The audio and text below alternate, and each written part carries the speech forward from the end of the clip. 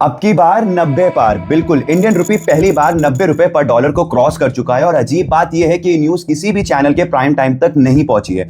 चलो इस पूरे सीन को मैं ही एक्सप्लेन करता हूं। सिर्फ पिछले एक साल में रुपए 7% गिर गया और पिछले 10 सालों में मोदी गवर्नमेंट के दौरान ये रुपए की वैल्यू 35% डाउन हुई है। यानी 2014 में एक डॉलर की वैल्यू जहां 60 रुपए होती थी वो आज 90 रुपए तक पहुंच गई है। पर क्या ये अभी तक की सबसे बड़ी गिरावट है? Not exactly. 2014 से पहले मनमोहन सिंह के यूपीए के 10 सालों में रुपए की वैल्यू 45 से 60 रुपए हो गया था, यानी 32% का फॉल देखने को मिला था। और उससे पहले के 10 साल में लगभग 43% का फॉल।